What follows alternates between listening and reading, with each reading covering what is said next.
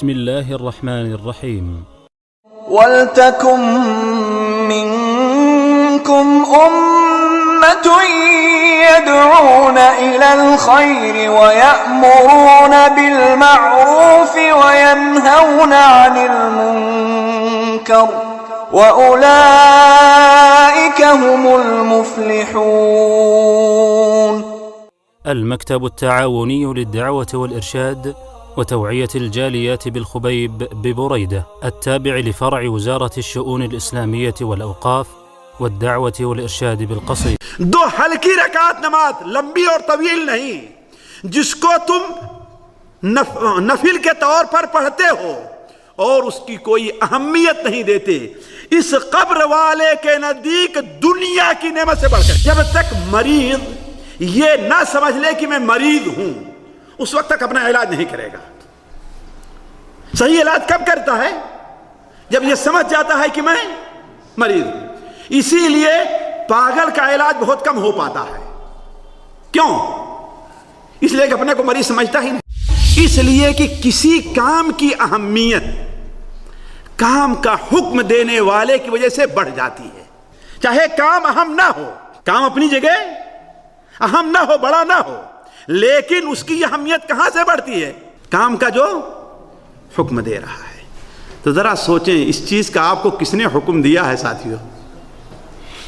اللہ کی قسم سوچیں کس نے حکم دیا ہے؟ اللہم اعنی علی ذکرک و شکرک و حسن، اے اللہ تعالیٰ میری مدد فرما کہ میں تیرا ذکر کر سکوں، میں تیرا شکر اور تیری عبادت کو اچھے انداز میں ادا کر سکوں.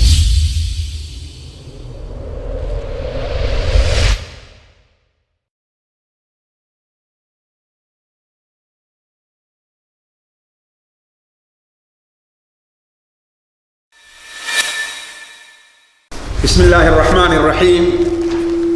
الحمد للہ رب العالمین الرحمن الرحیم مالک یوم الدین ونشهد أن لا إله إلا الله ونشهد أن سيدنا ومولانا محمدا عبده ورسوله أرسله إلى الناس كافة بشيرا ونذيرا. أما بعد فإن خير الحديث كتاب الله وخير الهدي هدي محمد صلى الله عليه وسلم وشر الأمور محدثاتها وكل محدثة بدعة وكل بدعة ضلالة وكل ضلالة في النار. أعوذ بالله السميع العليم من الشيطان الرجيم من همزه ونفخه ونفثه. بسم الله الرحمن الرحيم. وقل اعملوا فسيرى الله عملكم ورسوله والمؤمنون وستردون إلى عالم الغيب والشهادة فينبئكم بما كنتم تعملون. ومن يعمل من الصالحات من ذكر أو أنثى وهو مؤمن فأولئك يدخلون الجنة ولا يظلمون نقيرا. سبحانك لا علم لنا إلا ما علمتنا إنك أنت العليم الحكيم. رب اشرح لي صدري ويسر لي أمري واحلل عقدة من لساني يفقه قولي وَاحْلُلْ عُقْدَةً مِّن لِّسَانِي يَفْقَهُوا قَوْلِي. عزیز ساتھیوں، قابل احترام دینی بھائیوں، اب مجھے بالضبط یاد نہیں ہے سے کتنے مہینہ پہلے ایک موضوع ہم نے شروع کیا تھا کہ ہم جو کچھ سیکھتے ہیں، جو کچھ سنتے ہیں، جو کچھ پڑھتے ہیں، آخر اس پر عمل کیوں نہیں کرتے؟ یہ چیز عام مشاہدے میں ہے اور میں خود اپنے طور پر اور اپنے ساتھیوں کے طور پر یہ بات ملاحظہ ہم کرتے ہیں اور آپ بھی کہ آدمی جتنا کچھ سیکھتا ہے، جتنا کچھ سنتا ہے، جتنا کچھ پڑھتا ہے، اتنا عمل نہیں کرتا. کیوں؟ آخر وجہ کیا ہے؟ یہ ظاہر بات کوئی اچھی چیز نہیں ہے. شریعت کی نظر میں یہ ایک ناپسندیدہ فعل ہے. اللہ تبارک و تعالیٰ نے قرآن مجید میں نبی کریم صلی اللہ علیہ وسلم نے اپنی متعدد احادیث میں اس کی برائی اور اس کی قباحت بیان فرمائی ہے، بلکہ وہ حدیث اس وقت آپ کے سامنے رکھی گئی تھی کہ نبی کریم صلی اللہ علیہ وسلم کی ایک حدیث جو صحیح بخاری شریف میں ہے کہ قیامت کی نشانیوں میں سے ایک نشانی آپ نے یہ بیان فرمائی کہ علم اٹھ جائے گا، علم اٹھ جائے گا۔ لیکن علم سے یہاں کیا مراد ہے؟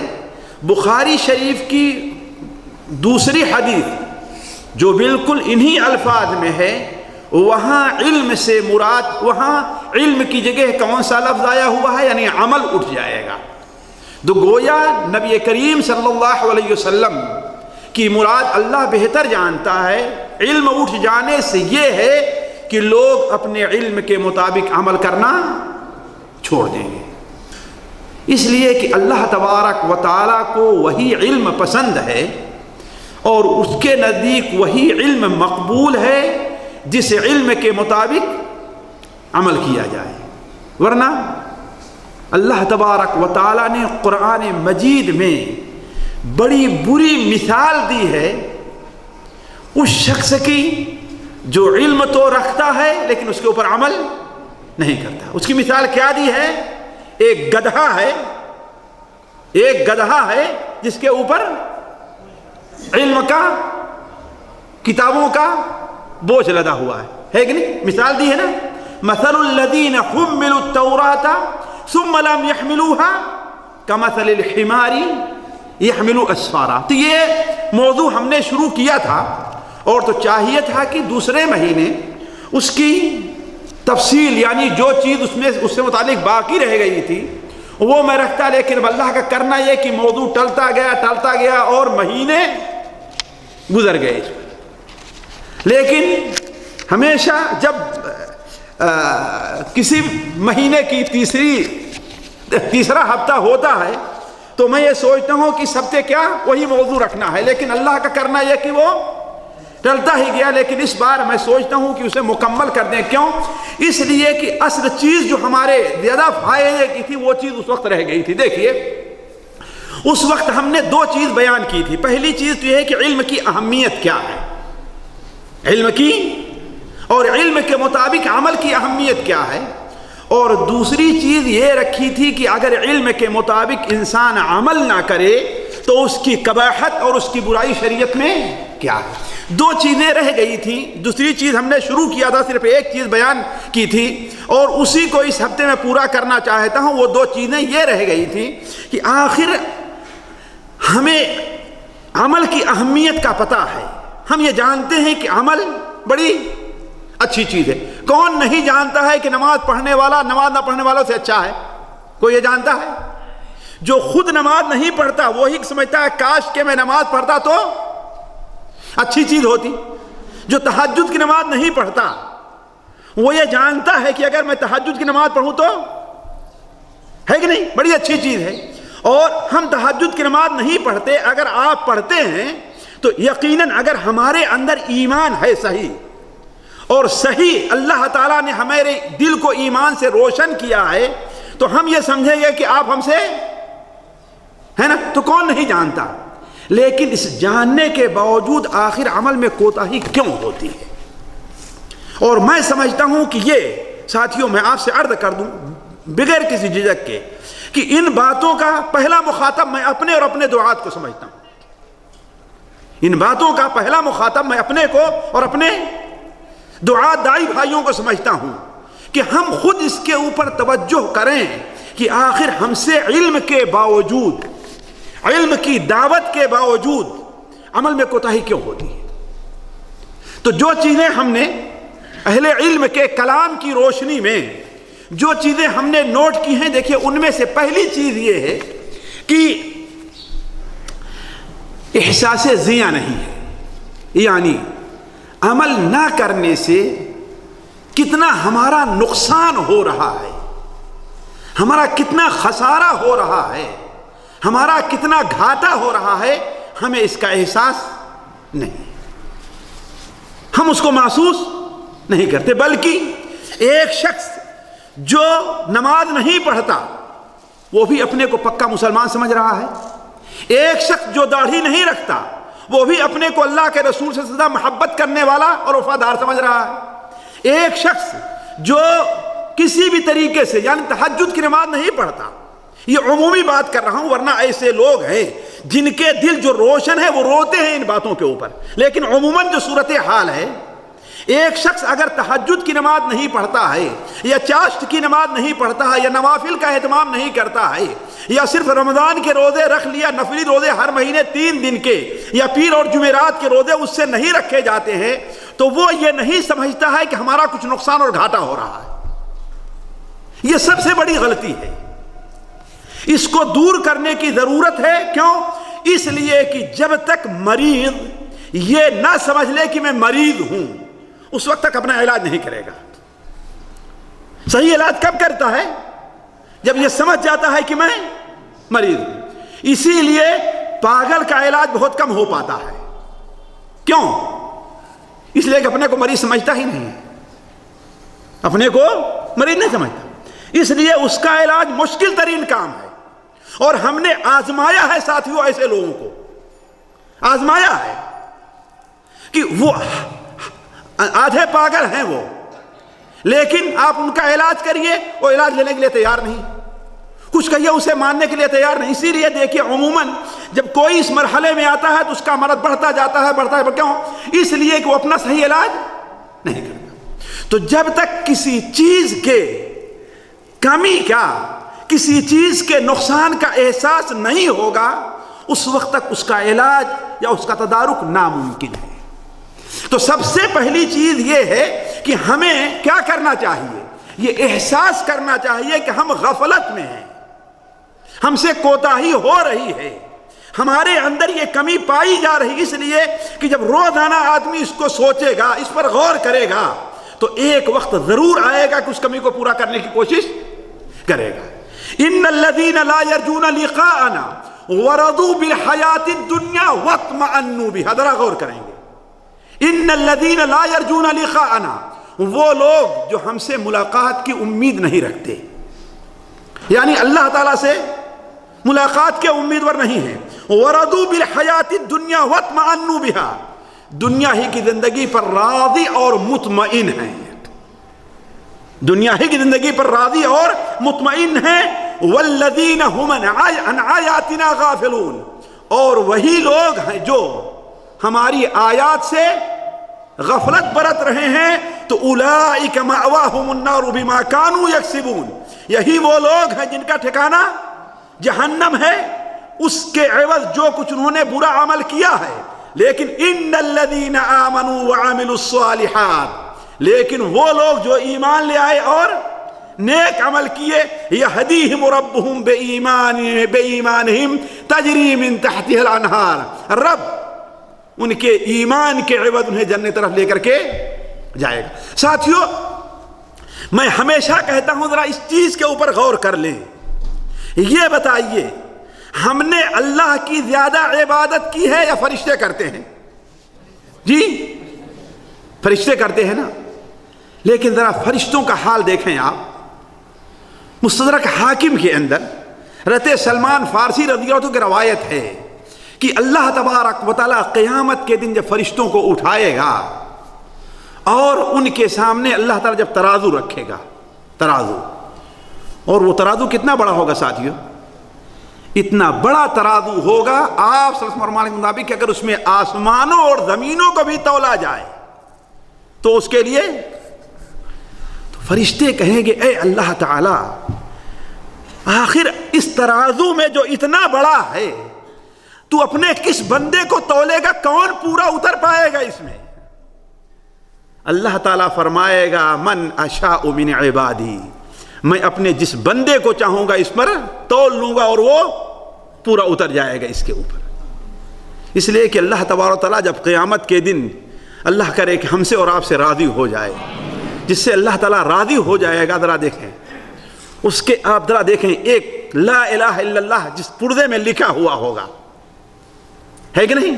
وہ 99 دفتر کے اوپر بھاری پڑ جائے گا نا۔ بس اللہ کی رضا کی ضرورت ہے، تو اللہ تعالیٰ فرمائے گا من اشاء من عبادی، میں اپنے جس بندے کو چاہوں گا اس میں تول لوں گا. تو وہ فرشتے کیا کہیں گے؟ سبحانک ما عبدناک حق عبادتک، اے میرا رب تو کتنا عظیم ہے، کتنا پاک ہے، ابھی تک ہم نے تیری عبادت کا حق ادا نہیں کیا ہے.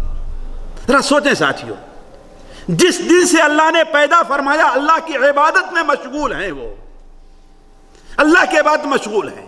مجھے یاد ہے کہ میں امام سیوطی رحمہ اللہ کتاب الحبائق فی اخبار الملائک پڑھ رہا تھا، تو اس میں ذکر ہے کہ بعض فرشتے اللہ تعالیٰ کے ایسے ہیں کہ اللہ نے جس دن سے انہیں پیدا فرمایا ہے وہ اللہ کے لیے رکوع میں گرے ہوئے سبحان ربی العظیم اللہ کی تسبیح بیان کر رہے ہیں. اور کچھ فرشتے ایسے ہیں جس دن سے اللہ نے پیدا فرمایا ہے وہ اللہ کے لیے سجدے میں گرے ہوئے اور تسبیح بیان کر رہے ہیں. اور اسی حالت میں ان کی روح قبض کی جائے گی اور اسی حالت میں انہیں اللہ تعالیٰ کے حضور، پھر جب وہاں حاضر ہوں گے تب اللہ تعالیٰ ان سے فرمائے گا اپنا سر اٹھاؤ. تب جب اٹھا کر کے اللہ تعالیٰ کے وجہ ذوالجلال کی طرف دیکھیں گے تو کہیں گے سبحانک ما عبدناک حق عبادتک، اے رب تو کتنا عظیم اور تو کتنا پاک ہے، ابھی ہم نے تیری عبادت کا حق ادا نہیں کیا ہے. تو ہم صرف 5 وقت کی نماز اور 1 مہینے کا روزہ اور مال ہو جائے تو زکوٰۃ دے کے اللہ کی بات کا حق ادا کرنا چاہتے ہیں. ساتھیوں سوچیں کتنی کمی ہمارے اندر ہے. احساس کریں آپ لوگ، اس احساس کو دور کرنے کی ضرورت ہے. اور سنن ابو داود کی اور مسند احمد کی اور طبرانی کبیر کی وہ حدیث جو حضرت عتبہ سے مروی ہے کہ نبی صلی اللہ علیہ وسلم نے ارشاد فرمایا اگر تم میں کا کوئی شخص جس دن سے پیدا ہوا ہے وفات تک اللہ کی رضا مندی کے لیے اپنے سر کو زمین پر رگڑتا رہے پھر بھی اس ساری عبادت کو اللہ تبارک و تعالیٰ کی عظمت کے سامنے حقیر سمجھے گا.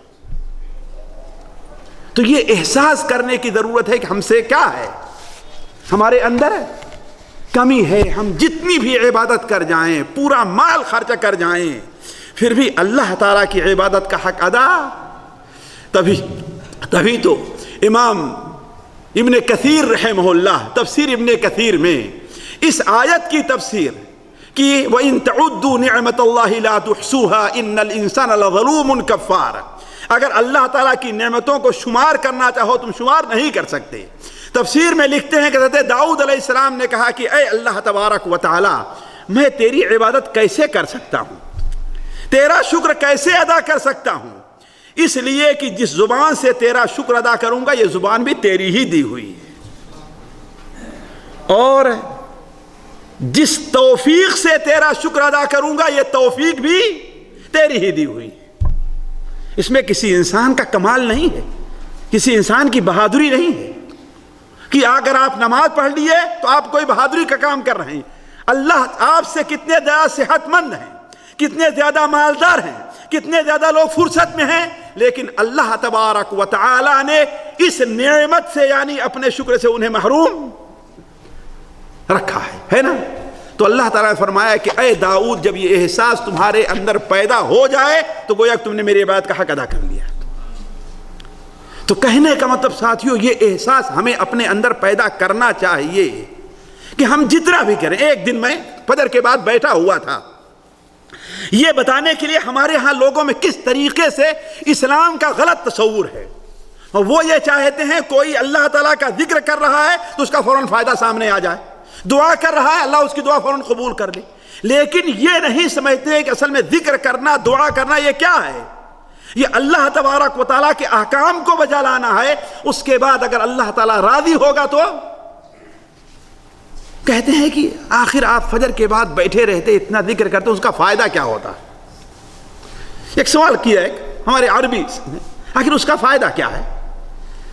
ہم نے کہا اللہ کے بندے میں یہ فائدہ نہیں دیکھتا، میں تو صرف یہ دیکھتا ہوں کہ چند منٹ اللہ تبارک و تعالی کے ذکر کے لیے میں اپنے آپ کو وقف کر دے رہا ہوں. بس یہی احساس کم ہے. ہم یہ کیوں دیکھیں ہمارا اس میں فائدہ کیا ہو رہا ہے.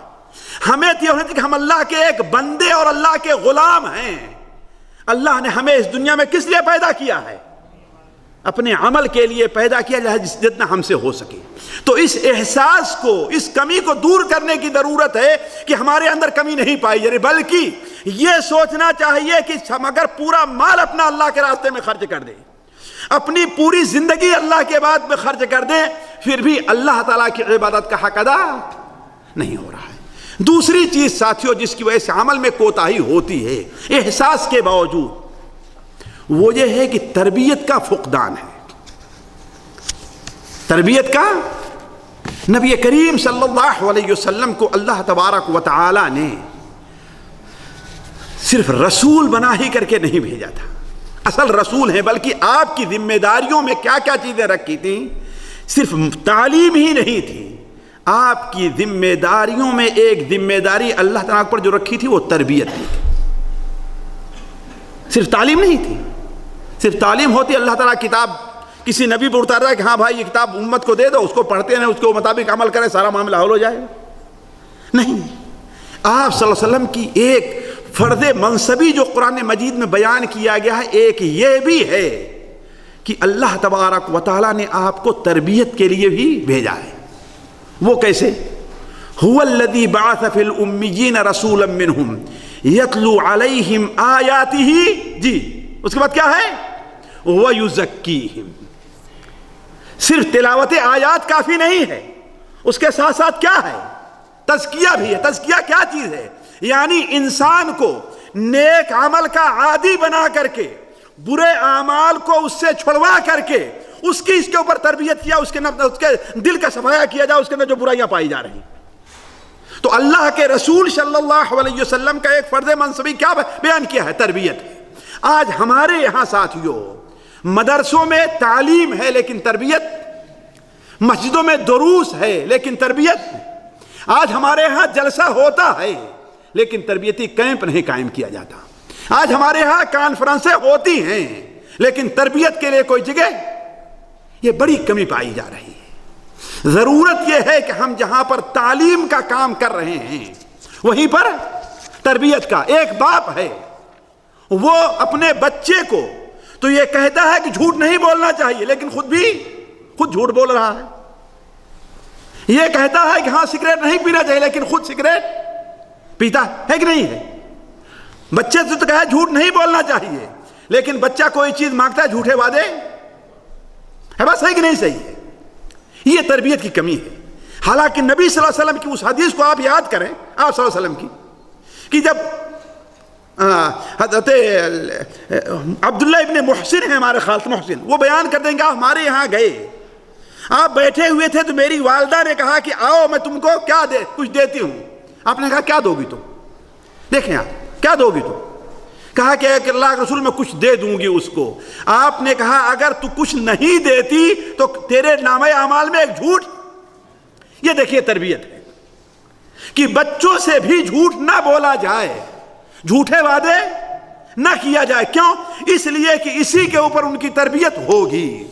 اسی لیے صحابہ کرام کہتے ہیں کہ جب تک ہم 10 آیت، یہ موضوع ساتھیوں بڑا لمبا ہے، میں اس کو چھیڑنا نہیں چاہتا، طویل نہیں دینا چاہتا، کہ جب تک ہم 10 آیت سیکھ کر کے اس کا علم اور اس کے مطابق عمل، دونوں چیزیں ہیں نا.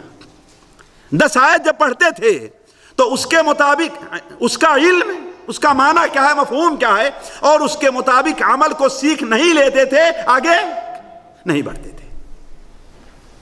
تو ضروری یہ ہے ساتھیوں کہ ہم تعلیم کے ساتھ کیا کریں.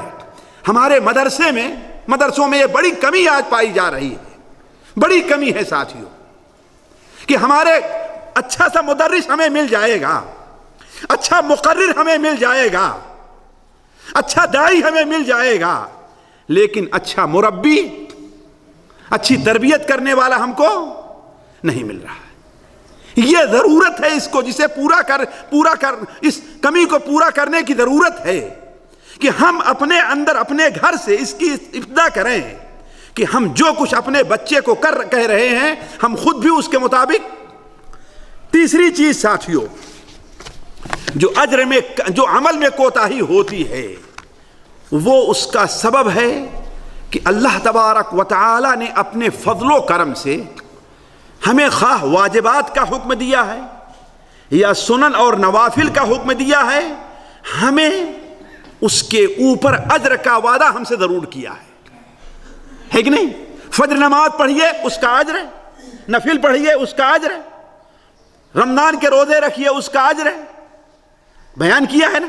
تو واجبات ہیں تو سنن ہیں تو مستحبات ہیں تو اللہ تبارک و تعالیٰ نے کیا ہے ہمیں اس کا اجر ہے۔ ہم آج نماز تو پڑھتے ہیں، ایک مثال دیتا ہوں میں، وضو کرنا، نماز کے لیے وضو کرتا ہے انسان نا، لیکن کتنے ہمارے بھائی ہیں کہ وضو کے اوپر کتنا بڑا اجر ہے کہ جب وضو کرنے بیٹھتے ہیں تو اس کو تصور میں لے آئیں۔ ہم نماز کے لیے کھڑے ہوتے ہیں لیکن اللہ اکبر کہے اس کے بعد کیا پڑھ رہے ہیں ہمیں وہ یہ تصور نہیں ہے کہ ہاں نماز کی ایک ایک حرکت کے اوپر بھی اللہ تعالی ہمیں اگر مشروع ہے تو اجر دے گا، اور اگر وہ مشروع نہیں ہے تو ہماری نماز کے اندر کمی ہو رہی۔ بلکہ ساتھیوں میں سوچا تھا اس کو ٹال دیا پھر کسی اگلی مجلس میں کہ 2-3 حدیثیں ہیں کہ آپ کے سامنے رکھوں کہ آخر ہم سے نماز کے اندر کیا حرکتیں ہیں۔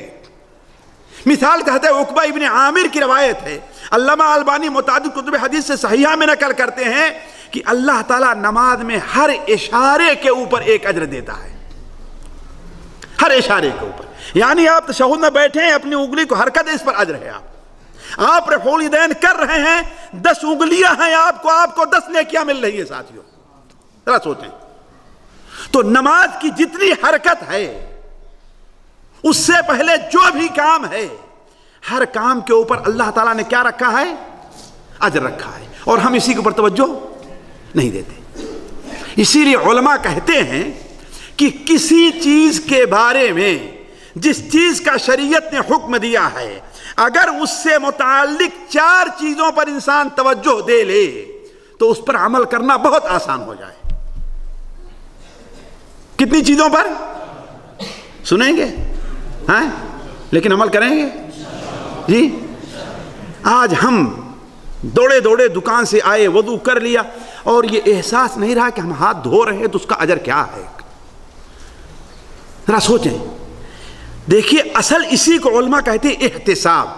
ہم یہ نہیں کہتے ہیں کہ اگر کسی انسان نے احتساب نہیں کیا تو اس کی نماز نہیں ہوئی، اس کو اجر نہیں ملے، لیکن اگر انسان احتساب کر لے، من صام رمضان جی ایمانا واحتسابا، جو رمضان کا روزہ رکھے ایمان اور احتساب ہے کیا ساتھی؟ احتساب کیا ہے؟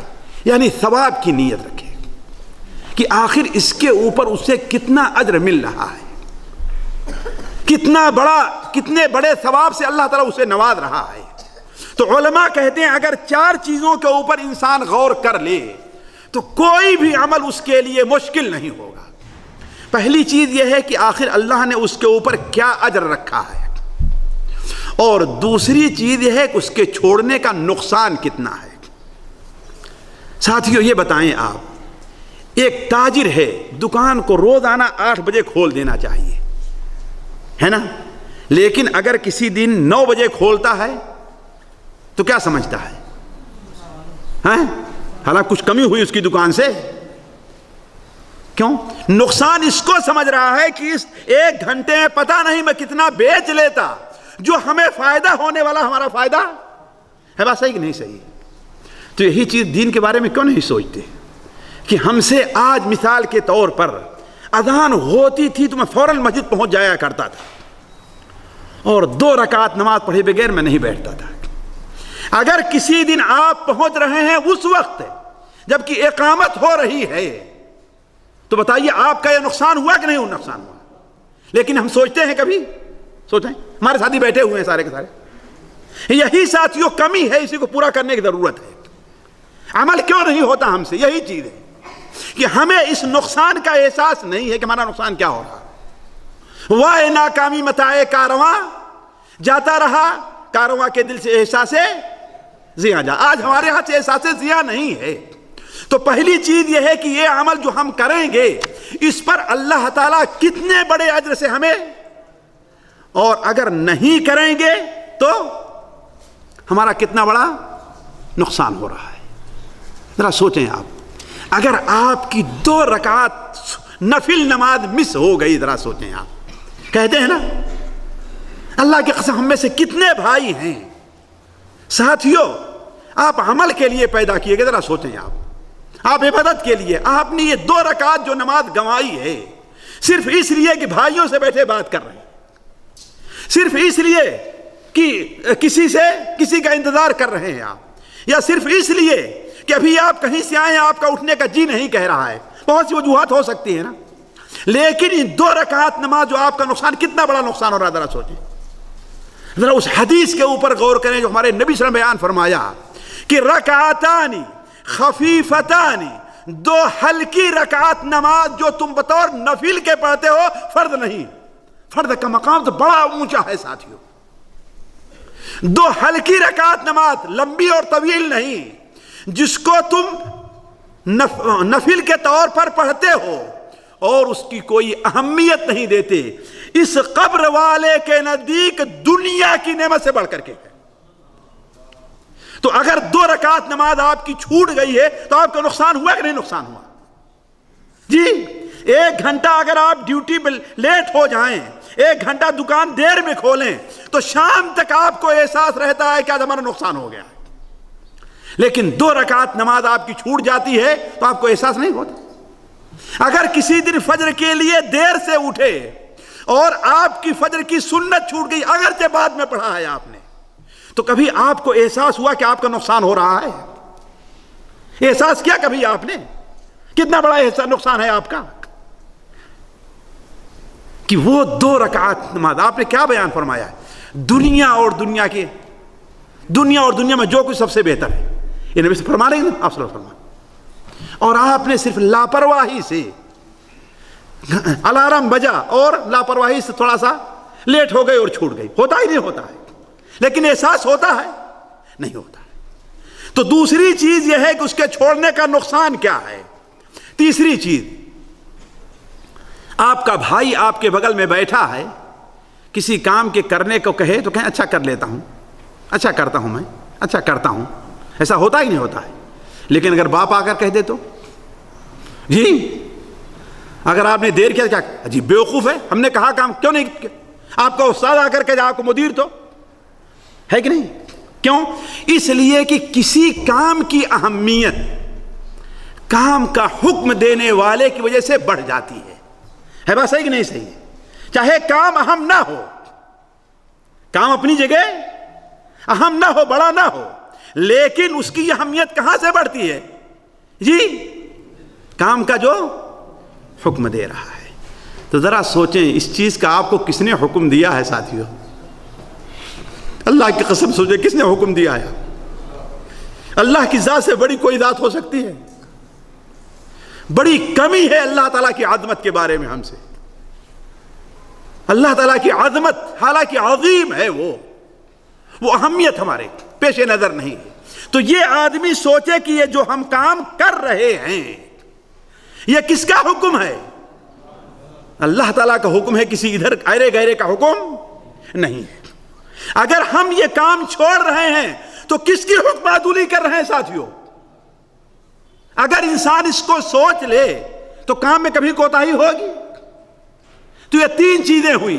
پہلی چیز کیا ہے, یاد رہیں گی کہ اس پر کیا اجر ہے. دوسری چیز اس کے چھوڑنے کا. تیسری چیز یہ کس کا حکم ہے. اور چوتھی چیز ایک اور ہے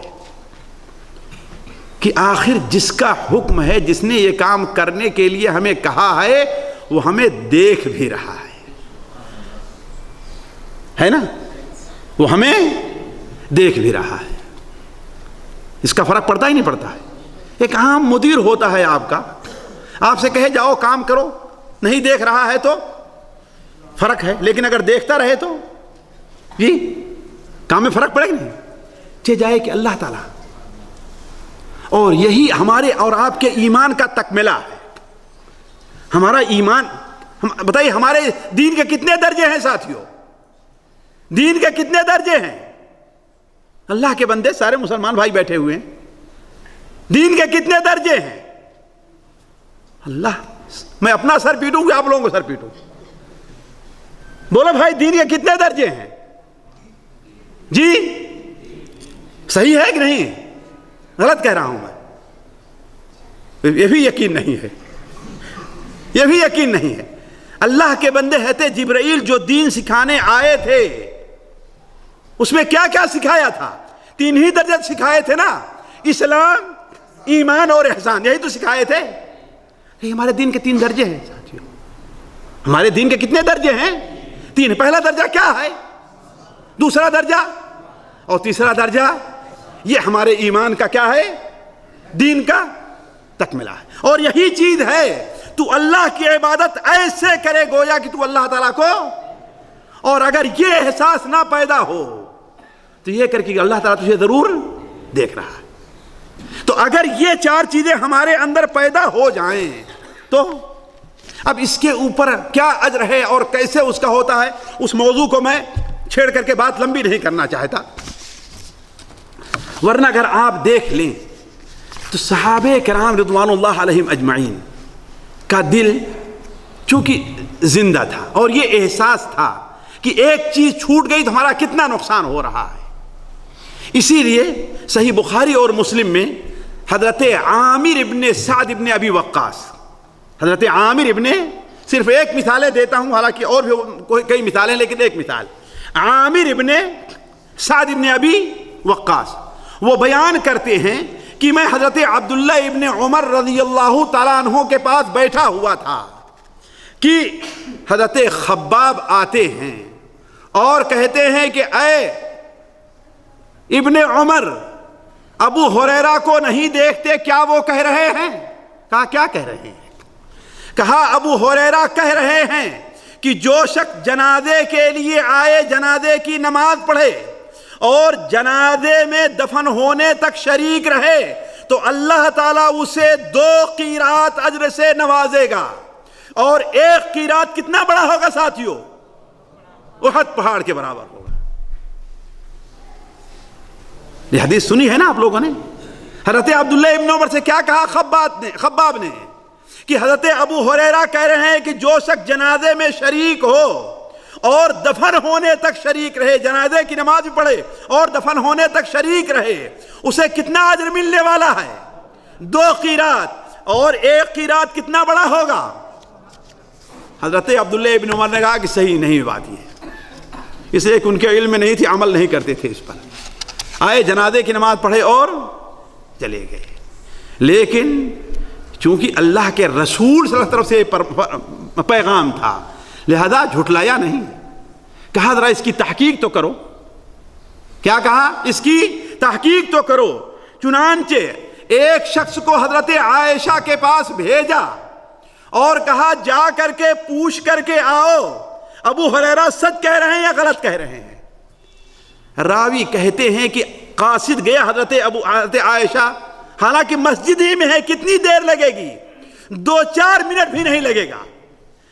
مسجد میں بیٹھے ہیں اور کنکڑیاں اپنے ہاتھوں سے، یعنی اتنا افسوس ہو رہا ہے ساتھیوں کہ اب تک ہم سے 1 قیرات چھوٹ کیوں رہا تھا۔ یہ افسوس ہے کہ میں صرف جنازے کی نماز پڑھ کر کے واپس کیوں جاتا تھا، آخر دفن تک شریک کیوں نہیں ہوتا تھا۔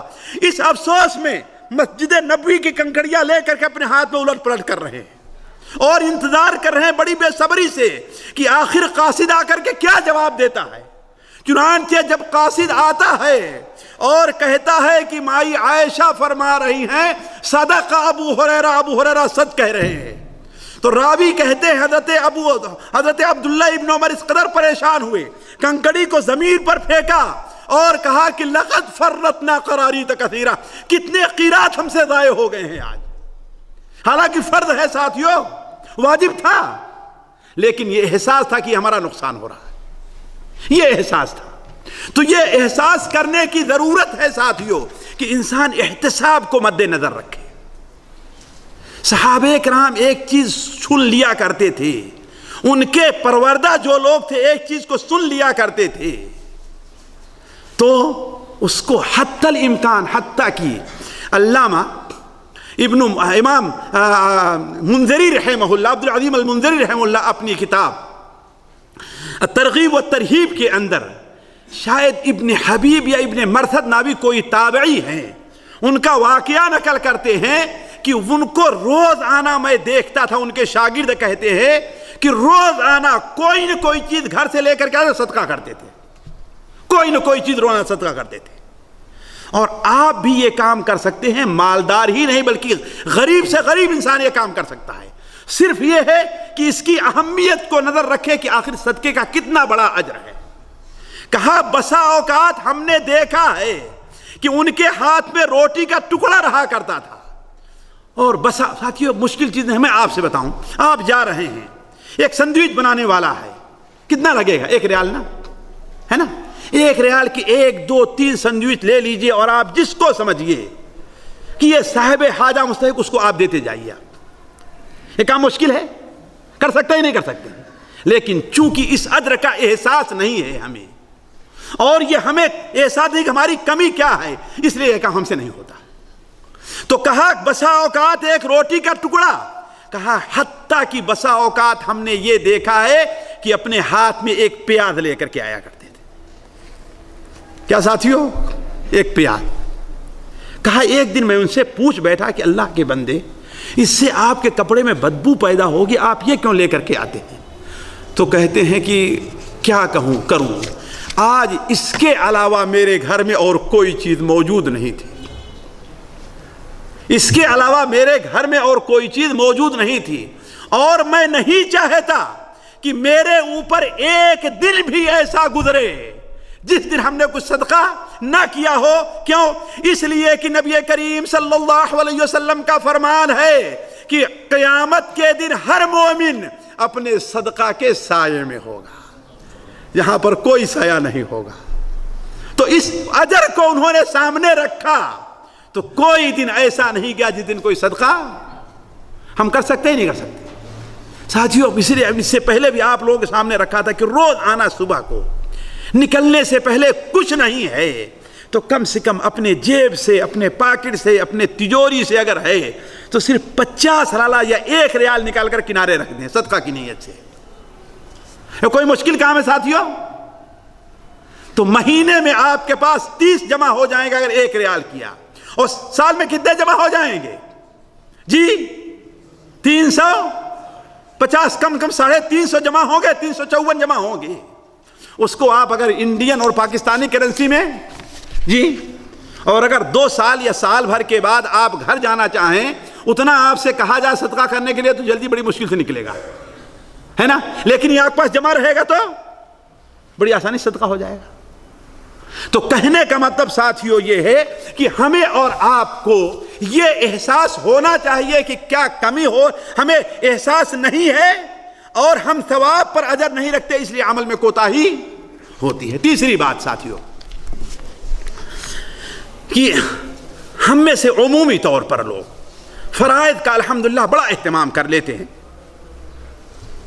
اور فرائض کے آگے پیچھے جو سنتیں ہیں ان کا بڑا اہتمام کر لیتے ہیں، لیکن باقی مستحبات ہیں، باقی سنن ہیں، ان میں ہم سے کوتاہی ہوتی ہے کہ نہیں؟ ہمارے بہت سے بھائی ہیں رمضان کا روزہ رکھ لیں گے، پھر سال میں بڑی مشکل سے کہیں محرم کا رکھ لیا تو، ہے کہ نہیں؟ بڑی مشکل سے کہیں عرفہ کا رکھ لیا تو۔ ایسا یہ آدمی وہ نہیں ہے جس کے لیے اللہ تبارک و تعالیٰ نے باب الریان رکھا، یہ آدمی وہ نہیں ہے۔ اس لیے کس نے کیا کمال کیا ہے؟ یہ آدمی وہ ہے جس کی عادت برابر بکثرت روزہ رکھنے کی ہے کہ نہیں؟ تو ہم میں بہت سے لوگ ہیں فرائض اور اس کے آگے پیچھے کی جو سنن وغیرہ ہیں اس کا تو اہتمام کر لیتے ہیں، لیکن عموماً مستحبات اور نوافل طرف توجہ نہیں دیتے، اور یہ تقصیر ہم سے ساتھیوں 2 طرح کی ہوتی ہے۔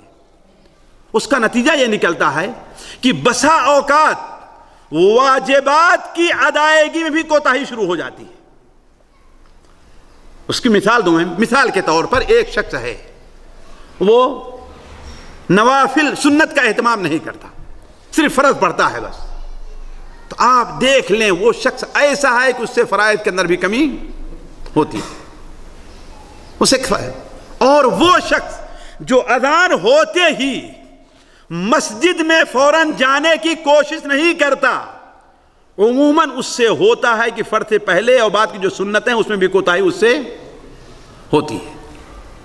اللہ تعالیٰ نے ایک سلسلہ رکھا ہے، سلسلہ رکھا ہے نا، اسی لیے قیامت کے دن جب فرائض میں کمی ہوگی ساتھیوں تو کیا ہے، اسے کس سے پورا کیا جائے گا؟ ہے بات صحیح کہ نہیں صحیح ہے؟ دوسری چیز یہ ہے غور کرنے کی ہے ساتھیوں، اس پر غور کریں، اس پر غور کریں۔ سنن اور نوافل کا اہتمام نہ کرنے کی وجہ سے فرائض کے اندر حسن ادا یعنی اچھی ادائیگی، ہم اور آپ ہر نماز کے بعد کیا دعا کرتے ہیں؟ اللہم اعنی علی ذکرک و شکرک، جی یہ نہیں کہا کہ علی عبادتک، کیا کہا؟ حسنی، یعنی تیری عبادت کو ہم اچھی طریقے سے ادا کر سکیں، یہی تو ہے نا۔ اللہم اعنی علی ذکرک و شکرک و حسن، اے اللہ تعالیٰ میری مدد فرما کہ میں تیرا ذکر کر سکوں، میں تیرا شکر اور تیری عبادت کو اچھے انداز میں ادا کر سکوں۔ میں یہ فرق ہے عبادت میں اور اچھی طرح عبادت کرنے میں۔ ہم سے مطالبہ یہ ہے کہ ہم اپنے عبادت کے اندر حسن پیدا کریں۔ تو جو شخص نوافل کا اہتمام کم کرتا ہے، جو شخص سنن کا اہتمام کم کرتا ہے، اس سے فرائض کی حسن ادائیگی میں بھی کوتاہی ہوتی ہے۔ مثال کے طور پر جو آدمی نفلی روزے نہیں رکھتا اس کے اوپر فرض روزے بھی بھاری پڑتے ہیں، ہے بات صحیح کہ نہیں صحیح ہے؟ رمضان آنے سے پہلے پہلے وہ ڈرنا شروع کر دیتا ہے، حتیٰ کہ نعوذ باللہ من ذالک بسا اوقات رمضان کو ناپسند کرنا شروع کر دیتا ہے بات صحیح کہ نہیں صحیح؟ یہ کیوں؟ وجہ کیا ہے؟ اس لیے کہ نفلی روزوں کا ہم نے اہتمام نہیں کیا۔ اگر نفلی روزوں کا ہم اہتمام کرتے تو ہمارے اوپر فرض روزے بھاری نہیں پڑتے۔ ان سے پوچھ لیجئے جو نفلی روزہ رکھتے ہیں، جو نفلی روزے رکھتے ہیں، چاہے رمضان گرمی میں آئے چاہے رمضان سردی میں آئے، اللہ کی قسم ان کے اوپر بھاری نہیں پڑتا ہے رمضان۔ تو اگر کوئی آدمی نوافل وغیرہ کا اہتمام نہیں کرتا تو اس سے کیا ہے؟ فرائض کی ادائیگی، حسن ادائیگی میں کمی ہوتی ہے۔ اسی طریقے سے جو آدمی سنن اور نوافل کا فرض کے نماز میں نہیں کرتا ہے، اس سے اصل جو فرض نماز ہے اس کے حسن ادا میں کوتاہی ہوتی ہے۔ میں اس کو ایک مثال دیتا ہوں ساتھیوں، یہ بتائیے ایک توا ہے، اسے ابھی اتاریے فوراً چولہے پر سے تو زیادہ گرم رہے گا نا، لیکن جتنا اس کو دیر ہوتی جائے گی چولہے پر سے اتنا وہ ہے بات صحیح کہ نہیں صحیح؟ ذرا توجہ دیں گے۔ اللہ تبارک و تعالی نے تقریباً فرائض سے پہلے ہمیں کچھ نوافل اور سنن کا حکم دیا ہے، ہر فرض نماز سے پہلے، ہے کہ نہیں؟ ہے کہ نہیں ہے؟ ہر فرض نماز سے پہلے نوافل اور سنن کا حکم ہے کہ نہیں حکم ہے؟ جی کہ شبہ ہے؟ عشاء سے پہلے کون سی سنت نوافل ہے؟ عشاء سے پہلے کوئی 4 رکعت وغیرہ نہیں ہے، لیکن یہ ہے کہ بین کل اذانین، جی یہ حدیث تو صحیح ہے نا سنن کی، بین کل اذانین صلاۃ، ہر 2 اذانوں کے درمیان میں کوئی نہ کوئی نماز ہے کہ نہیں؟ اسی لیے ہم سے اور آپ سے مطالبہ ہے کہ اذان ہو تو فوراً کہاں آئیں؟ ہم مسجد میں آئیں۔ اسی لیے ساتھیوں آپ دیکھیں، جو آدمی مسجد میں سب سے پہلے آتا ہے وہ سب سے آخر میں نکلتا ہے، اور جو سب سے بعد میں آتا ہے وہ سب سے پہلے نہیں۔ وجہ کیا ہے اس کی؟ وہی مثال جو ہم نے توا کی ذرا غور کریں آپ، وہی مثال ہے بعینی۔ اس لیے کہ دنیا کے کاموں میں ہم مشغول ہیں، ہمارے دل پر کس کا دھبا ہے، کس کی چھاپ ہے؟ یہ دنیا کے کس کا اثر ہے؟ دنیا کے کام کی۔ آپ جب پاکستان یا ہندوستان سے اپنے گھر سے یہاں آتے ہوں گے تو ہفتے 2 ہفتے مہینہ بہت مشکل وقت گزرتا ہوگا، ہے بات صحیح کہ نہیں صحیح؟ بچوں کی یاد ہے نا، لیکن جیسے دور ہوتا جائے گا ویسے ہے کہ نہیں؟ کیوں؟ یاد بھولتی جاتی. تو ایسے ہی جب آپ جتنا پہلے مسجد میں آئیں گے تو دنیا کی چیزیں اتنا آپ کے ذہن سے اترتی جائیں گی. جب فرد میں داخل ہوں گے تو آپ کا دل فرد میں لگے گا, آپ کی حسن عبادت ہو جائے گی. لیکن جب بالکل اسی وقت جب اقامت ہو رہی ہے تو اس کا مطلب توا کیا ہے؟ ابھی بالکل گرم ہے. جب آئیں گے اس لیے کہ دنیا بھر کے خیالات ہمارے ذہن کے اوپر ہیں. اب اس کو کچھ بھولنے کے لیے کچھ دیر تو چاہیے نا.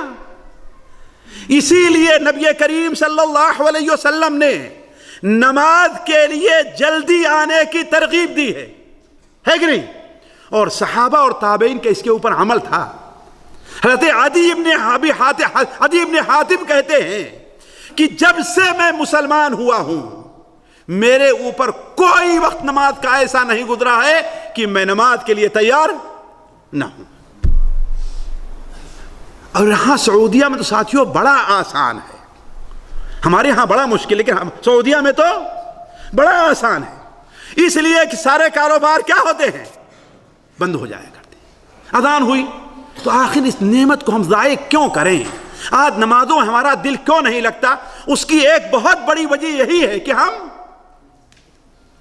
اس ادب کو مد نظر نہیں رکھا جو مسجد میں آنے کا ہے. تو کہنے کا مطلب یہ ہے کہ مستحبات اور سنن کا اہتمام نہ کرنے کی وجہ سے کیا ہوتا ہے؟ ہمارا جو فرض ہے اس کے حسن ادائیگی میں, اچھی طریقے سے ادائیگی میں کیا ہوتی ہے؟ کمی واقع ہوتی ہے. اسی طریقے سے پانچویں چیز ساتھیوں کہ ہم سے عمل میں کوتاہی ہوتی ہے وہ یہ ہے کہ جنت اور جہنم پر ہمارا ایمان کمزور ہے. ورنہ جہنم تو ایسی چیز ہے کہ انسان اپنا سارا کچھ دے کر کے اس سے چھٹکارا لے لے. یہ قرآن مجید میں ہے کہ نہیں ہے نا؟ قرآن مجید میں ہے نا کہ انسان چاہے گا حتیٰ کہ اپنے ماں باپ ہر ایک کو قربان کر کے جہنم سے چھٹکارا چاہے گا. وہ ہے کہ نا؟ بات صحیح ہے نا؟ تو اگر اس کا احساس ہو جائے ہم سے کہ جہنم سے ہمیں چھٹکارا حاصل کرنا ہے اور جہنم ہے کیا چیز, چونکہ یہ ایمان ہمارا کمزور ہے, اس ایمان اپنے اندر پیدا کرنے کی ضرورت ہے جس کا ذکر امام نبی شیبہ رحمہ اللہ اپنے کتاب الایمان میں اور امام طبرانی نے اپنی معجم کے اندر نقل کیا ہے کہ اللہ کے رسول صلی اللہ علیہ وسلم نے پوچھا کیف اصبحت یا حارثہ, اے حارثہ آج صبح کیسے ہوئی؟ تو کہتے اصبحت مومنا والحمدللہ, اللہ کا شکر ہے کہ میں ایمان کی حالت میں. کہا ہر انسان کے ایمان کی حقیقت ہوتی, تمہارے ایمان کی حقیقت ہے کیا؟ کہا اے اللہ کے رسول میں صبح کیا تو میری یہ کیفیت ہے, گویا کہ اللہ تبارک و تعالی انصاف کی کرسی پر بیٹھا ہوا ہے اور لوگوں کے فیصلے کر رہا ہے. کچھ لوگوں کا فیصلہ ہو رہا ہے وہ عزت سے جنت طرف لے جائے جا رہے ہیں, اور کچھ لوگوں کے بارے میں فیصلہ ہو رہا ہے ذلت سے انہیں جہنم طرف ڈھکیلا جا رہا ہے. جنتی جنت کے اندر خوشیاں منا رہے ہیں اور جہنمی جہنم میں رو رہے ہیں. آپ نے فرمایا عبد نور اللہ قلبہ بالایمان فالزم, اللہ نے اس بندے کے ایمان دل کو ایمان کے لیے روشن کر دیا ہے, اسی پر ثابت قدم رہو. تو یہ پیدا کرنے کے آخر ساتھیوں تعجب ہوتا ہے, کبھی کبھار بڑا تعجب ہوتا ہے کہ آخر اللہ تعالیٰ نے صحابہ کرام کو جو نبی صلی اللہ علیہ وسلم کی صحبت کے لیے انتخاب کیا تھا, اللہ کی قسم وہ اس لائق تھے. اگر ہم اس لائق ہوتے اپنے ایمان اور تقوی اور جذبات اور اللہ کے رسول کی خدمت, اللہ کی قسم جتنے آج اللہ کے رسول سے محبت کا دعویٰ کرتے ہیں یہ سارے کے سارے جھوٹے الا ماشاءاللہ اور مکار ہیں. ان سے تو نبی کی ایک سنت پر عمل نہیں ہوتا ہے, تو نبی کے فرامین پر کیسے یہ عمل کریں گے؟ لیکن ان صحابہ کو دیکھیں. امام احمد حنبل رحمہ اللہ اپنی کتاب مسند احمد میں حضرت انس بن مالک سے روایت کرتے ہیں کہ ایک صحابی اللہ کے رسول کی خدمت میں آتے ہیں اور کہتے ہیں اے اللہ کے رسول صلی اللہ علیہ وسلم, یہ میرا باغچہ ہے, یہ میرا باغچہ ہے, یہاں پر میرے ایک بھائی کا میری زمین میں کھجور ہے, درخت اس کا ہے لیکن زمین کس کی ہے؟ میری ہے. میں چاہتا ہوں کہ اپنی زمین کا احاطہ کر لوں تاکہ چور سے بھی، جانوروں سے بھی، اور پردہ بھی رہے، ہر چیز کا اہتمام رہے. آپ میرے بھائی سے کہیے کہ اس کھجور کو مجھے دے دے. اللہ کے رسول صلی اللہ علیہ وسلم نے اسے بلایا اور ان سے کہا کہ تمہیں اللہ تعالیٰ جنت میں ایک کھجور دے گا، ایک کھجور کا درخت دے گا، تم یہ کھجور اپنے بھائی کو دے دو. ان کے سامنے اللہ بہتر جانے کیا عذر تھا، انہوں نے نہیں قبول کیا. ایک صحابی حضرت ابو دحدہ رضی اللہ عنہ یہ سن رہے تھے. ذرا دیکھیں، یہ اصل میں جنت پر ایمان کا معاملہ. ہمارا ایمان بڑا کمزور ہے ساتھ، بڑا کمزور ہے. ہم یہ تو کہتے ہیں کہ سب سے ہلکے درجے والے جنتی کو کتنا ملنے والا ہے. جی یہ کس کا موبائل ہے؟ یہ موبائل کس کا ہے؟ بتا دیکھو کتنا ملنے والا ہے سب سے ہلکے درجے والے جنتی کو. جی اس دنیا کے صرف کہنے کی باتیں ہیں. اگر یہ چیز ہوتی تو اس جنت کو حاصل کرنے کے لیے ہم اور آپ کیا ہے، کوشش بھی کرتے نا. تو ابو دحدہ نے فوراً گئے اس آدمی کے پاس اور کہا کہ ایسا کرو، میرے باغ میں 300 کھجور کے درخت ہیں، اللہ کے لیے 300 کھجور کا باغ لے لو اور میرا ایک درخت تم مجھ کو دے دو. بس ذرا سوچیں آپ، آج کی زبان میں پاگل تھے اور مجنون تھے وہ، نعوذ باللہ من ذالک. آج کی زبان میں یہی تو تھے نا کہ ایک کھجور کا درخت، یہی ایک تیرے پاس باغ ہے بچوں کے لیے، خرچے کے لیے، کتنی محنت لگی ہوگی کہ 300 کھجور کے درختوں کا ایک باغ تیار ہوا ہوگا اور اب پھل آ رہے ہیں اس کے اندر، اور آپ ایک کھجور کے وقت خرید لے رہے ہیں. لیکن ساتھیو حقیقی عقل مند وہی تھے، حقیقی عقل مند. اب کوئی پاگل ہوگا کہ 300 کا باغ چھوڑ کر کے ایک درخت کو پکڑے رکھے گا، اور راضی ہو گئے فوراً. حضرت ابو دحدہ فوراً نبی صلی اللہ علیہ وسلم کی خدمت میں آتے ہیں اور کہتے ہیں اے اللہ کے رسول صلی اللہ علیہ وسلم، ہم نے اپنے 300 درختوں والے کھجور کے باغ کو اس ایک درخت کے بدلے خرید لیا ہے، مجھے یہ درخت جنت میں چاہیے. آپ صلی اللہ علیہ وسلم بڑے خوش ہوئے اور فرمایا کم من عذق رداء لأبی الدحداء فی الجنہ، کم من عذق رداء لأبی الدحداء فی الجنہ. ابو دحدہ کے لیے جنت میں کتنے گوشے ہیں جو پھلیں لٹک رہے ہیں. اور اسی پر بس نہیں ساتھیوں، حضرت ابو دحدہ جاتے ہیں، بیوی بچے ان کے باغچے میں تھے، باغ میں داخل نہیں ہوئے کہ اب میرا اس میں کوئی حق نہیں، اللہ کے لیے ہم نے وقف کر دیا. باغ میں داخل نہیں ہوئے، دروازے پر کھڑے ہو کر کہتے اے ام دحدہ، اس باغ کو ہم نے جنت میں کھجور کے ایک درخت کے عوض خرید لیا ہے، اس باغ سے اب نکل آؤ، اس میں رہنا ہمارے لیے اب جائز نہیں. چنانچہ وہ بھی بڑی پاک بیوی تھی، وہ کہتی ہے ربح البیع ربح البیع، یہ تو بڑے فائدے کا سودا ہے، بڑے فائدے کا سودا ہے. بلکہ بعض روایات میں آتا ہے کہ جو کھجور ان کے بچے کھا رہے تھے ان کو بھی بچوں کے ہاتھ سے لے کر کے زمین پر رکھ دیا، کہا کہ اب ہمیں یہاں نہیں چاہیے، ہمیں جنت ہی میں چاہیے. تو چونکہ ہمارا اور آپ کا ایمان جنت اور جہنم کے بارے میں کیا ہے، اس کو قوی کرنے کی ضرورت ہے. ظاہر بات اس کو قوی کیسے کیا جائے، اب یہ تو بعد کی بات ہے.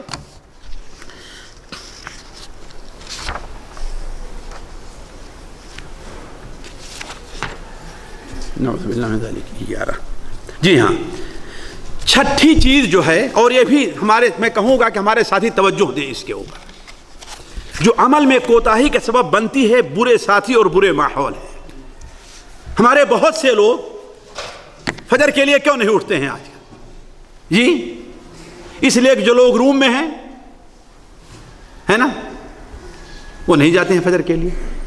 اب ڈرتے بھی ہیں کہ اگر ہم روزانہ اٹھ کر کے گئے تو کل کیا ہوگا، مسجد کے امام صاحب یا مولوی صاحب سمجھیں گے یہ ہے اس کے ساتھی کو نماز پڑھنے نہیں آتے، لہذا ان سے پوچھنا شروع کر دیں گے، ہے نا. ایسے میں تجربے کی بات بتا رہا ہوں، ہے کہ نہیں. دوسرے خود بھی آدمی چونکہ کمزور ایمان کا ہوتا ہے، لہذا جب اٹھتا ہے تو کیا ہے، لائٹ جلائے گا اور دوسرے لوگوں کی نیند میں خلل پڑے گا، کہے گا ارے بھائی، لوگ ناراض ہوتے ہیں کہ بھائی تم پڑھتے ہو تو پڑھو لیکن ہماری نیند میں خلل تو نہ آئے، ہے کہ نہیں. تو برا ماحول اور برے ساتھی انسان کے لیے عمل میں کوتاہی کا سبب ہے. اس لیے ایسے برے ماحول سے ہمیں ہجرت کر جانے اور ایسے برے ساتھیوں کو چھوڑ دینے کا حکم ہے.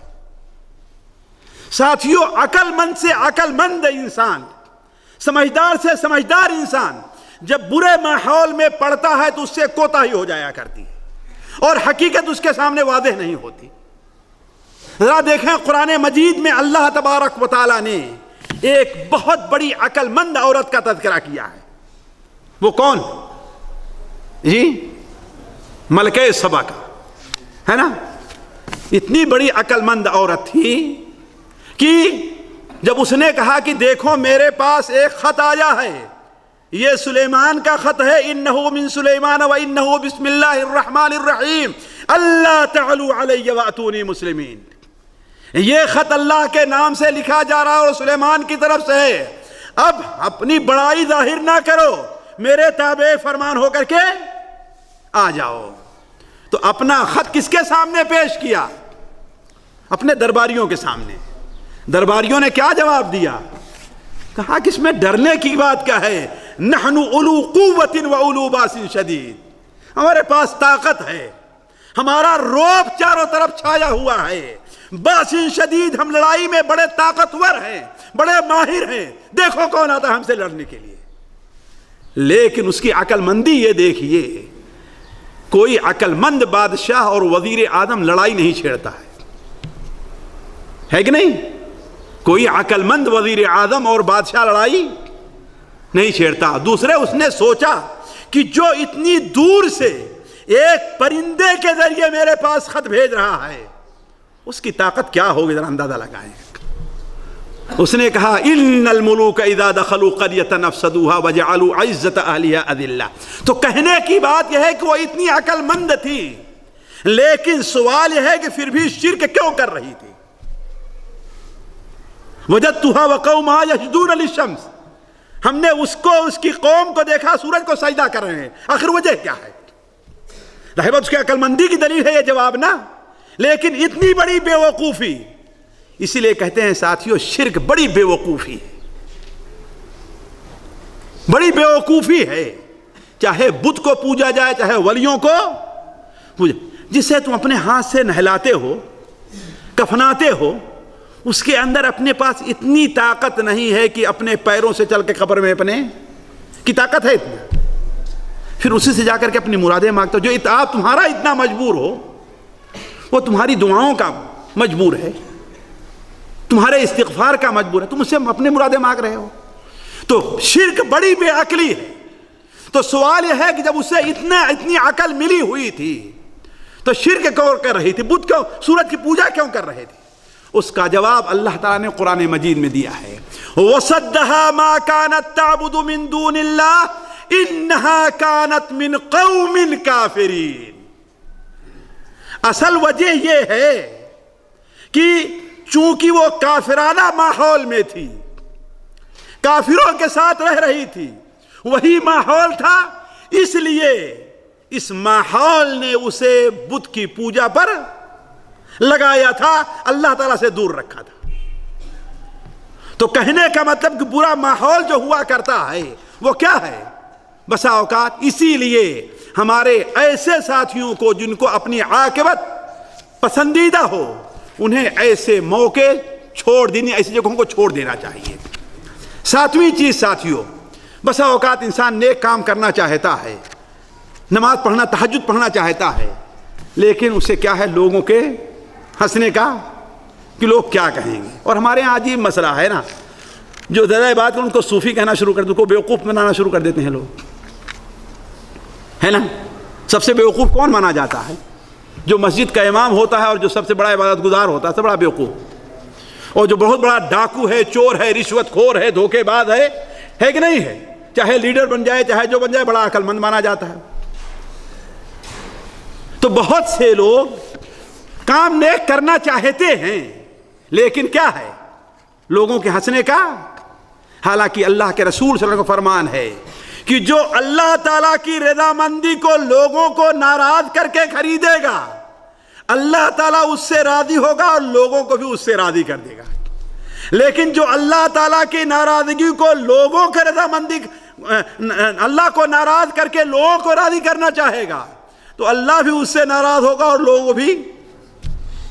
تو اصل چیز کیا ہے، ہمیں کس کو راضی کرنا چاہیے؟ میں مختصر کر رہا ہوں۔ اور آخری چیز اس سلسلے میں جو ہے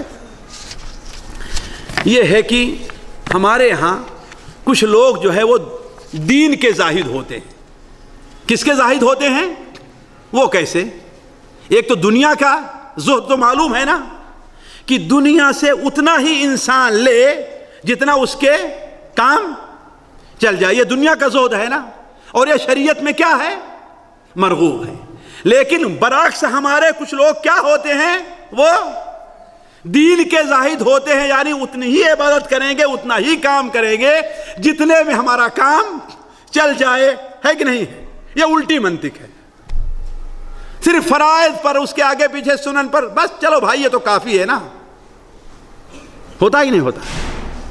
یہ اصل میں بہت بڑی کوتاہی اور غلطی ہے۔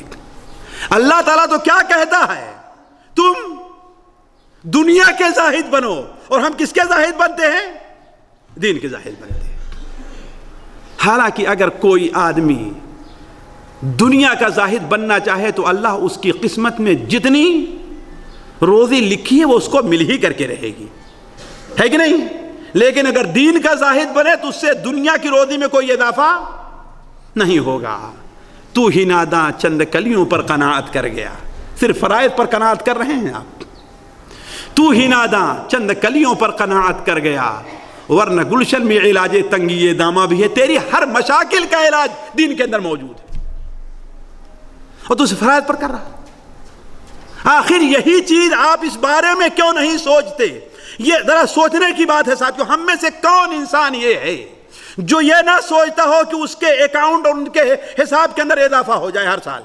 سوچتا ہے کہ نہیں سوچتا؟ سوچتا ہے نا۔ لیکن کتنے لوگ ہیں جو یہ سوچتے ہیں کہ اس کے آخرت کے اکاؤنٹ میں کچھ اضافہ ہوتا رہے؟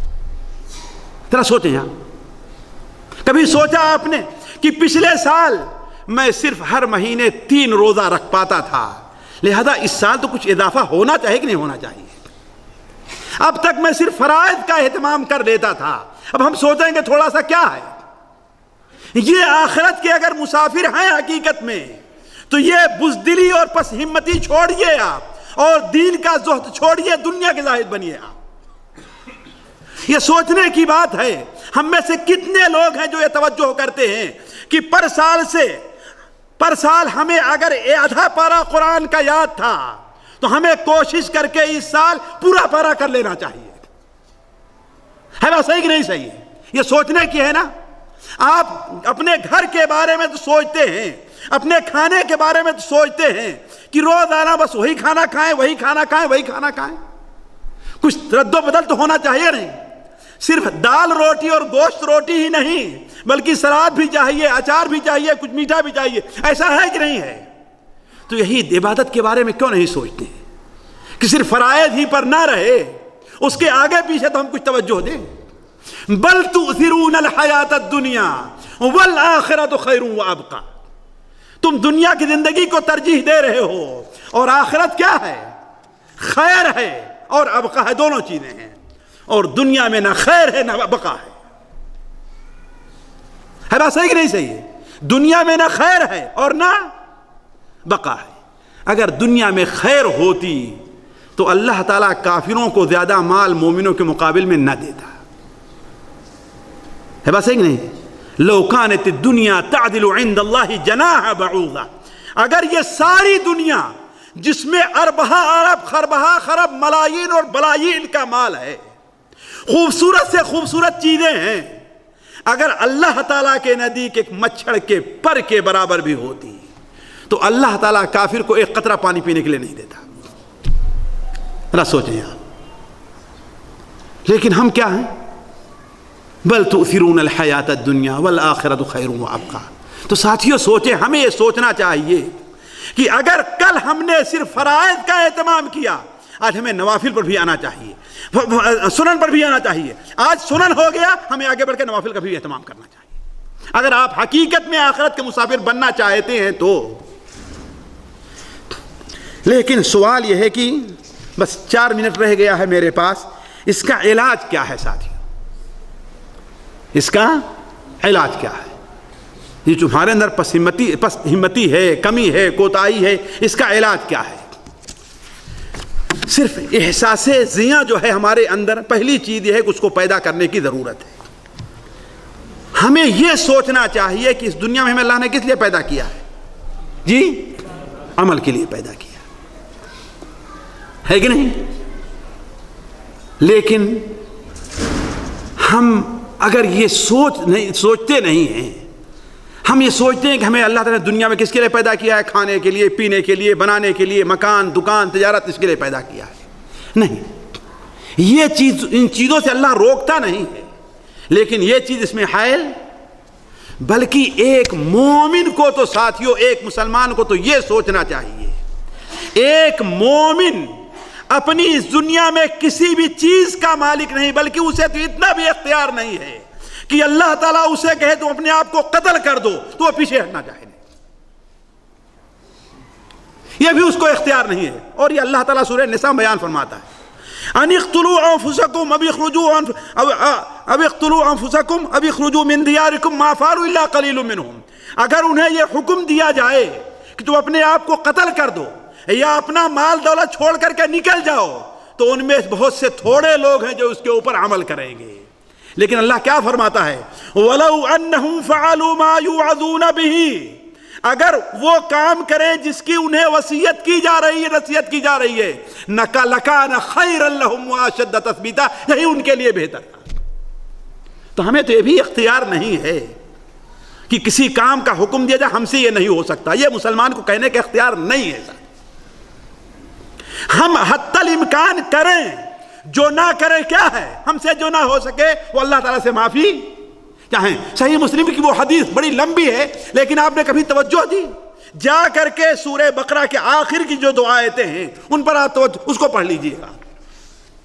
صحابہ کرام نے یہی تو اعتراض کیا تھا نا کہ یہ اللہ کے رسول صلی اللہ علیہ وسلم، اب تک اللہ نے ہمیں ان باتوں کا حکم دیا جس کے کرنے کی ہمارے پاس استطاعت تھی، نماز کے روزے کی ہم کر رہے تھے، اب تو ہمیں ایسی چیزوں کا حکم اللہ تعالیٰ دے رہا ہے جس کی ہمارے پاس استطاعت. وہ کیا؟ کس چیز کا حکم ہے؟ کس چیز کا حکم ہے؟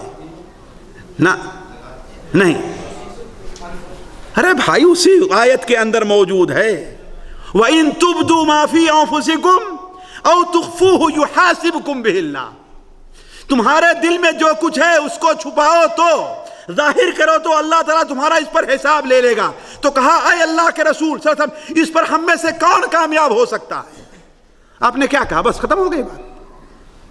نہیں، آپ نے کہا تم بنو اسرائیل کی طرح یہ نہ کہو کہ سمعنا وعصینا، ہم نے سن لیا اور نافرمانی کی، بلکہ یہ کہو سمعنا واطعنا، اے رب تیرا حکم ہے، ہم مانتے ہیں، جو عمل ہوگا کریں گے، جو نہیں ہوگا معاف کرنا. سمعنا واطعنا. تو ایک مومن کو تو یہ بھی اختیار نہیں ہے ساتھیوں کہ وہ کہے مجھ سے یہ کام نہیں ہوگا. نہیں اختیار ہے. کام حکم ہو گیا، شروع کرے اس کام کو، جہاں تک کر پائے گا کرے گا، نہیں کرے گا، جو کام نہیں کیا ہے وہ بھی اس کے نامہ اعمال میں لکھا جائے گا. ہے بات صحیح کہ نہیں صحیح ہے؟ دوسری چیز جو ہے وہ یہ ہے کہ اپنے ایمان کی تصحیح کرے، اپنے اندر اخلاص، یقین، محبت. ساتھیوں آج بڑی کوتاہی ہے یہ، ہم ظاہری عبادتوں پر بہت توجہ دیتے ہیں، لیکن جو دل کی عبادتیں ہیں، اخلاص دل کی عبادت ہے نا، یقین دل کی عبادت ہے، سچائی دل کی عبادت ہے نا، توکل دل کی عبادت ہے، اس کی تصحیح کے لیے ہمارے یہاں کوئی توجہ نہیں دی جاتی ہے. اسی لیے ہم سے عمل میں کوتاہیاں ہوا کرتی ہیں. تو اپنے ان کوتاہیوں کو ہم دور کرنا. تیسری چیز یہ ہے کہ ہم فضائل کے اوپر نظر رکھیں کہ کس عمل کے اوپر کیا فضیلتیں اللہ تبارک و تعالی ہمیں دے رہا ہے. اگر یہ ہو جائے تو ہم سے کیا ہے.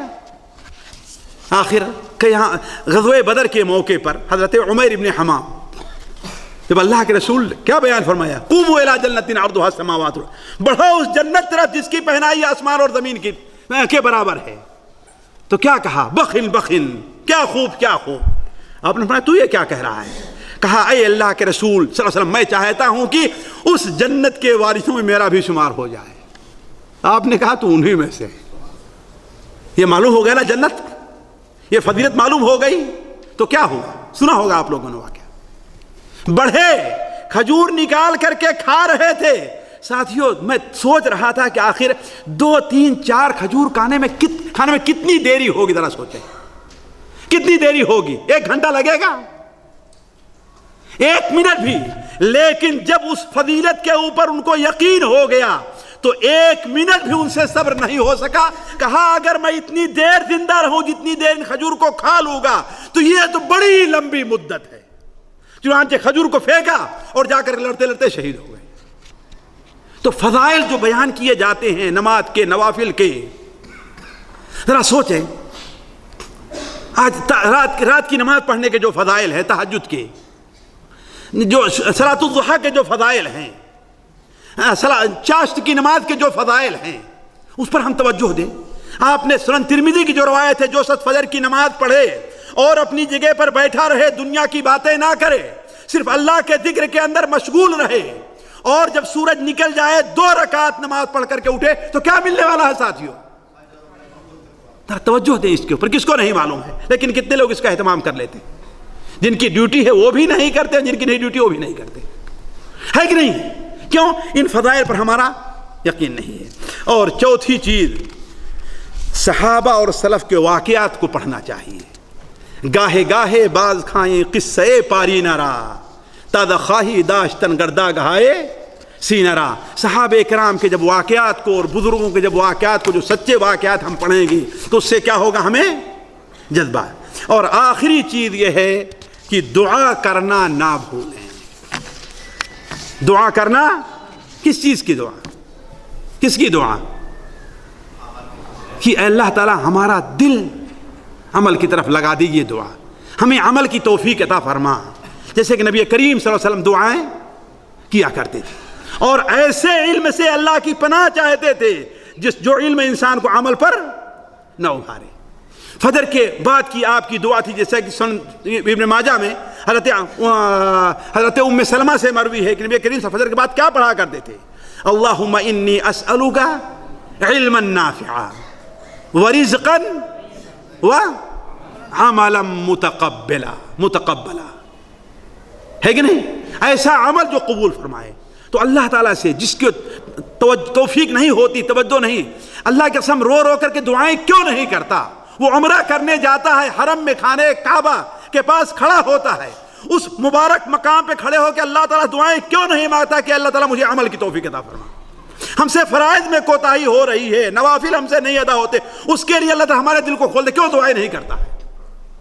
وجہ اس کی یہ ہے کہ ہمیں اس کمی کے احساس نہیں ہے۔ ساتھیو، اللہ تعالیٰ سے دعا ہے کہ اللہ تعالیٰ ہمارے اندر علم کا جذبہ اور شوق پیدا کرے۔ اللہ تعالیٰ ہمیں وہ علم عطا فرمائے جو علم ہمارے اور آپ کے لیے مفید ہو، وہ علم عطا فرمائے جو علم ہمیں اور آپ کے لیے ہمیں اور آپ کو عمل کی طرف ابھارے۔ اللہ تعالیٰ ہمارا اور آپ کے یہاں پر جمع ہونا قبول فرمائے۔ یہاں جمع ہونے کی برکت سے اللہ تعالیٰ ہمارے اور آپ کے گناہوں کو معاف فرما دے۔ اللہ تعالیٰ ہم میں سے ہر شخص کو نیک عمل کی توفیق عطا فرمائے۔ سبحانک اللہم و بحمدک، اشہد ان لا الہ الا انت، استغفرک و اتوب الیک۔ السلام علیکم ورحمۃ اللہ وبرکاتہ۔ یہ تھے ہمارے معزز استاد فضیلت الشیخ مقصود الحسن فیضی حفظہ اللہ تعالی، جو عمل کی کوتاہی کے اسباب اور اس کا علاج بیان فرما رہے تھے۔ اللہ تعالی ہمیں ان کی نصیحتوں پر عمل کرنے کی توفیق عطا فرمائے۔ یقیناً ان باتوں کی بہت زیادہ اہمیت تھی۔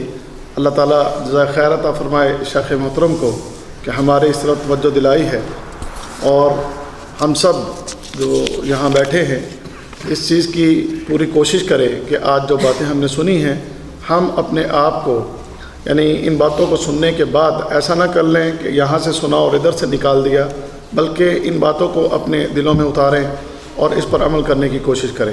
اللہ تعالیٰ مجھے بھی اور آپ کو، ہم سب کو اس پر عمل کرنے کی توفیق عطا فرمائے۔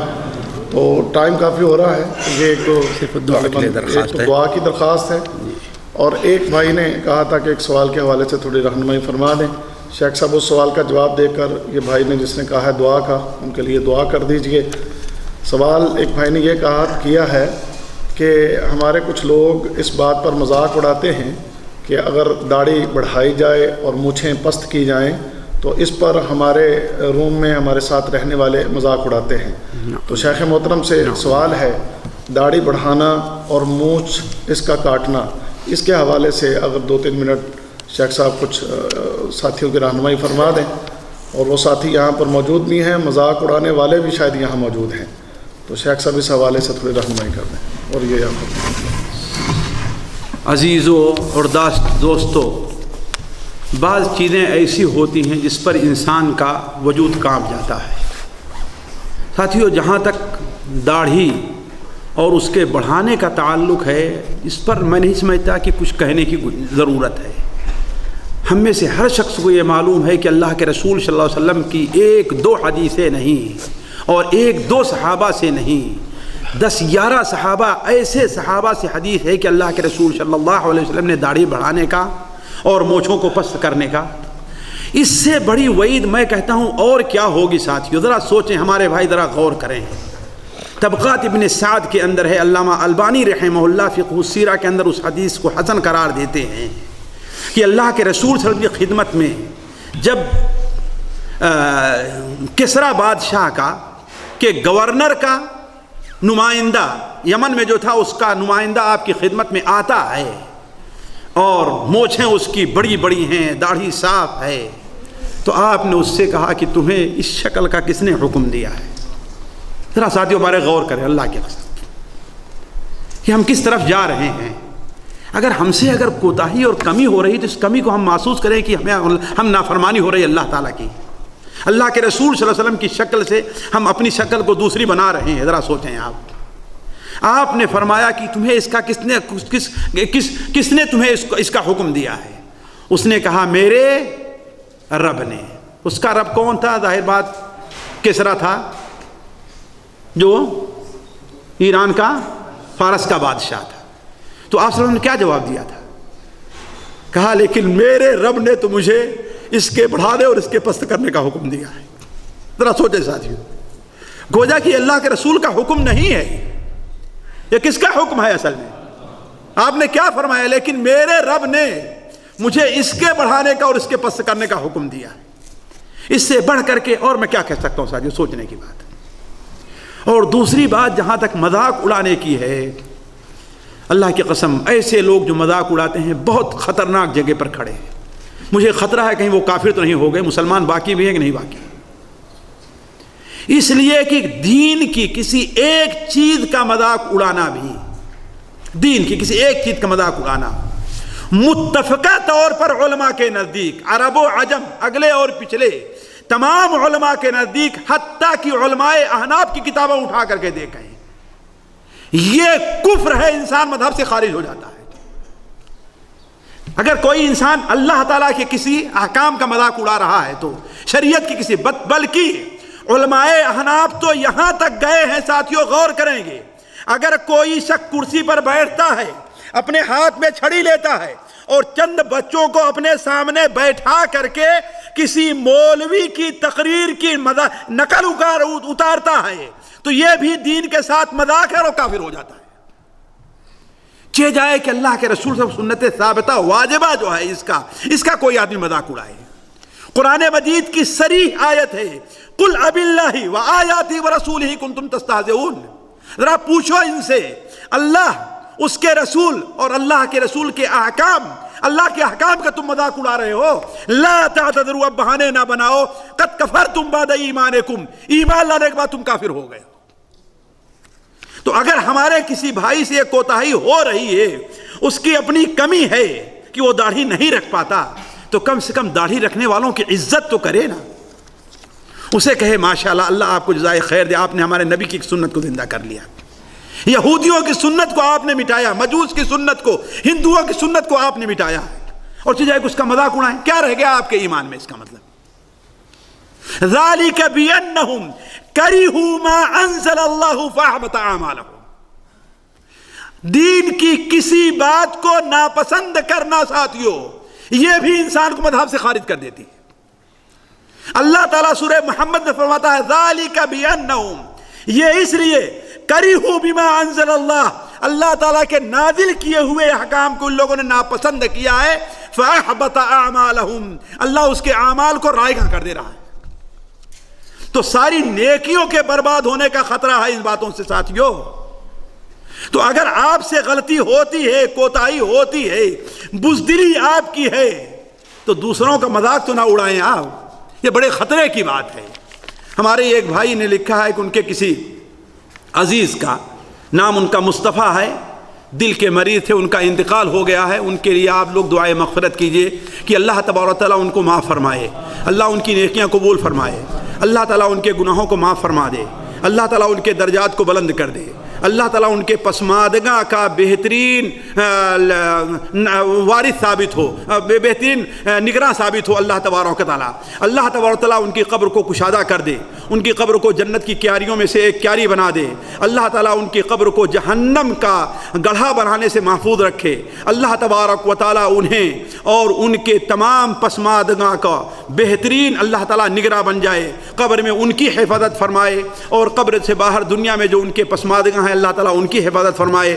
سبحانک اللہم و بحمدک، اشہد ان لا الہ الا انت، استغفرک و اتوب الیک۔ وإياكم وبجسم